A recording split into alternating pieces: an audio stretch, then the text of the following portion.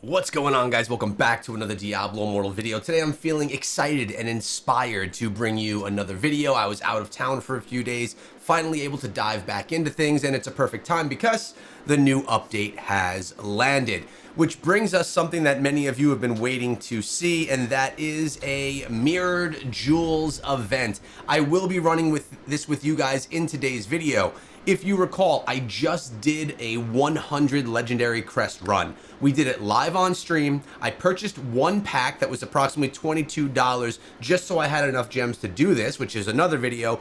And then we had a highlight video giving you guys all the pulls. If you missed that, go check it out. It's always fun to see a 100 crest run. In addition to that, guys, I'm gonna start live streaming at least one time per week on this channel as well as on Twitch. So make sure you're subscribed with notifications so when I'm streaming, you guys could be there because it's always a good time to connect with the community. But this event right here, you want to make sure, if you're new to this, for anyone that's new here, you wanna only run it with legendary crests and with 10 of them. It doesn't matter if they are red bound or if they are purple unbound, because at the end of the day, you're only going to get the bound, the crests that you get as the additional crests are only going to be bound. You won't be able to sell them no matter what.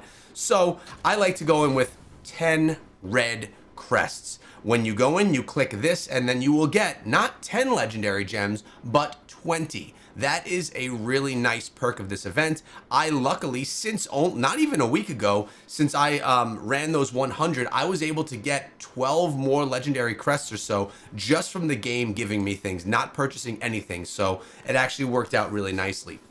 Now, there's a couple of new things in addition to the Mirrored Jewels that have came into the game, and one of those is going to be all the essence changes, right? We have new essences coming for all of the classes. We've put out a video on that. I may do another video as well.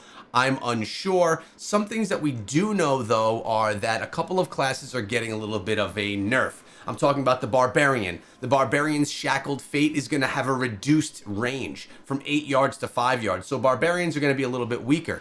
The Flicker Stone from the Hammer of the Ancients, the energy regeneration from skills reduced from 20 to 10. So it looks like the Flicker Tone, is going to be even worse. Is it? Energy generation from skills is reduced from 20.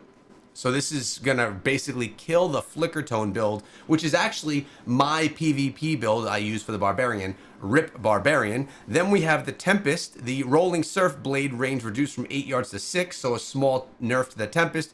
And the Crusader, the Yawning Rose, which is a shoulder piece that all of us use. I'm now a Crusader.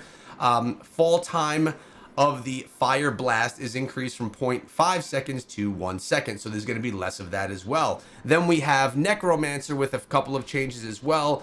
The Wilt Bloom, the Command Golem, damage reduction is reduced from 40% to 50%. Defiling Swarm or Grim Scythe, hit radius of scythes is reduced by 33%. Orbit radius around the player is increased from 2 to 2.5 yards. So here's the problem that I see with these, right? These essences are being nerfed. They are being reduced in strength because of PvP, right? But when we think about this, 90% of people don't even care about PvP inside of the game and are just having their essences nerfed for what they use in Helliquary, in dungeons, in rifts, and in PvE related stuff. It really stinks that the smallest play group inside of the game is having things nerfed in their favor, and everyone has to deal with it. Now, I don't expect for there to be nerfs only in PvP and not in PvE, because that gets clunky, but at the same time, I just hate the nerfs, man. I hate the nerfs, but I guess it does force us to class change to something that will be a little bit stronger at the time. Now, Challenge Rifts as well. We're gonna have a new season of Challenge Rifts. This one's going to end on April 28th. It's going to bring us Season 12, and that's going to end on June 19th. Challenge Rift levels will be increasing from 450 to 500. All right, so we'll have more levels to play through. And combat ratings for levels 431 through 450 will be lowered. So not a bad idea to push a little bit more Challenge Rifts. I should do so myself at the end of the season so that we can get those better rewards as the season goes on. There's also a really quick change to Helliquary as well. The opening the Helliquary quest line, this happens in the beginning of the game, will unlock at level 60 Previously, this was available at level 36, all right? So you're gonna have to level up quite a bit more to get there, but at the end of the day, it doesn't take a long time with the catch-up mechanic inside of the game. Literally, people are max leveling in a day, which took us a heck of a lot longer back in the day. A note to the wise here from Blizzard. You'll need to complete this quest line to change difficulties from normal to Hell 1, all right? So that's going to need to be done so that you can make sure that you get where you need to be as well. Now, let's take a look inside of the game at what we have for events right over here. Iron Stockpile, okay? Remember here, guys, you get your daily tasks, and you could claim these right here. These are going to progress you towards the rewards that you're looking to get, all right? Towards all of the things that you want, including those chests. Now, we also have Fractured Plane, which is now part of the event. This is the hidden one, right? I know a lot of people say that they hate how events are kind of hidden inside of the Iron Stockpile. It's something that's just become a staple inside of the game at this point in time. It's just how it works. So we have to get used to taking a peek over here. It does give us some additional rewards. It does remove any rewards that we have for progressing our battle pass, so we may have to do a little bit more of other things, but that shouldn't be too difficult for most people. So Fractured Plane, if you enjoy that game mode, play it. If you don't, you'll probably want to play it anyway to progress this as well. Phantom Market still here. Colossal Surge as well is going on. You're going to want to log into your weekly. I need to get right over here. I need to grab this because I need one more. I need one more of these so I can get my Colossus engine up. One more polished core. I will be able to get there. That will happen. Actually, I wonder if it's going to happen now when I run my legendary crests. And of course, Shady Stock is still going on. Get your green items and save them. Remember, we have a new Inferno difficulty coming very soon. We're currently at Server Paragon level 780. And look at this. With the update, my icons here didn't render in. And they're not rendering in. They still work, but they're not rendering in. Odd, right? Server Paragon level is 780. As I said, I was away on vacation and sick with a stomach virus in that vacation. Man, it was rough. Spent a lot of time in just the hotel room. But I haven't been able to grind. We're going to start that grind up today and on the live stream whenever I choose to do that. I'm not sure yet. But with the Server Paragon at 780, we are going to be getting another Inferno difficulty, Inferno 6 very soon. I'm already running in Inferno 6. I'm already pre-farming Inferno 6. I'm already getting gear from Inferno 6 and all of that. I'm also saving up as many of these items, mystery legendary items and mystery set items as I can. And I also have these legendary gear boxes that we have from this one right here. The Iron Stockpile. I've been just saving those boxes. I'll open them up in the next Inferno difficulty. Hopefully they will coordinate to that. So those are all the things that I really wanted to hit on. Again, there are new essences for everyone to play with, which should be nice. Now, I want to run this and see if we can get ourselves another legendary crest. Let's find a party. Actually, you know what? Let's just dive in. I'm going to dive in on this one solo. We're not going to find a party and have to wait for anybody. We'll dive right on in. See what we could grab right here. Maybe we could get something good. If you did watch my live stream or the highlight of my live stream, you will know that I did get myself a Colossus Engine gem.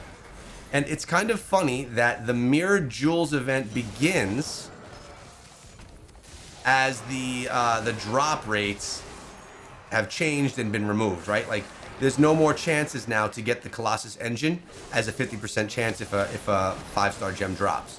That was only for a limited time, and now that that's over, now we're able to get ourselves the Mirror Jewels event. So that tells us in the future, it can kind of give us a timeline. When we know there's modified drop tables like that, we could anticipate that shortly after that.